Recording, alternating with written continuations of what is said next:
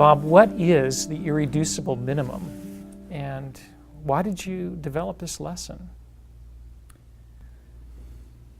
I think Scripture is both so profound that we can never probe its depths. It's a revelation of the infinite, and being finite, we cannot even probe the infinite. And the only way we can know the infinite is what is revealed by the infinite to us. But at the same time, I think Scripture and the gospel is so simple that it can be understood by a child.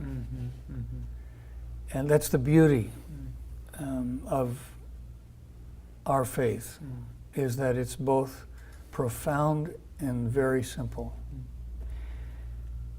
Sometimes I think that as Christians we try to make what God is saying to us far too complicated. It is complex, but it doesn't need to be complicated. And having come from a science background in college, and in mathematics we had the concept of the irreducible minimum. There are whole numbers that cannot be reduced by whole integers any further than a particular integer. I don't remember that, by the way, but that's okay. Right. I'm glad you studied that. And we call that the irreducible minimum.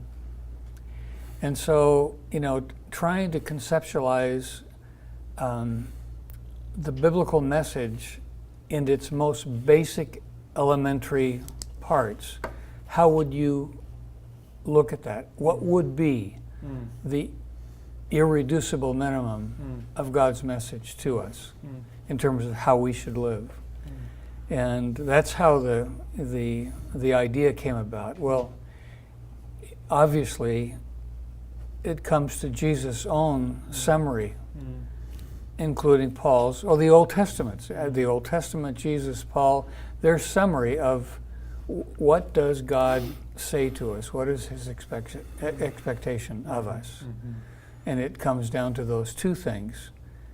Love God with all your heart, your soul, your strength, your mind, and your neighbor as yourself.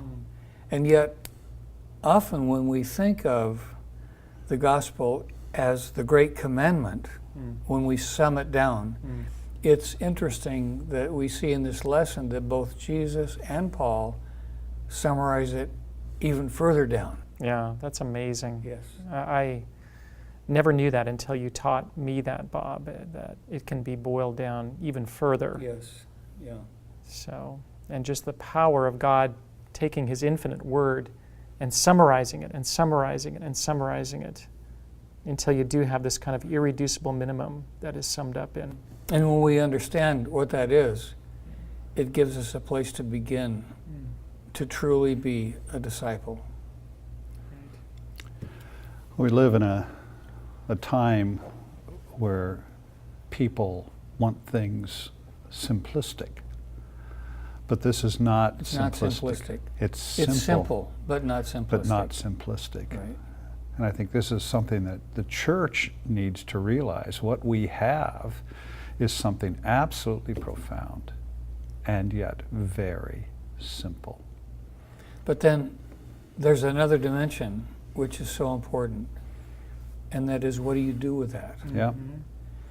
And a lot of Christians, they may comprehend the irreducible minimum, but then their next question is, well, what do I do about this? How do I live it out? And we try to unpack that in this lesson. Yeah.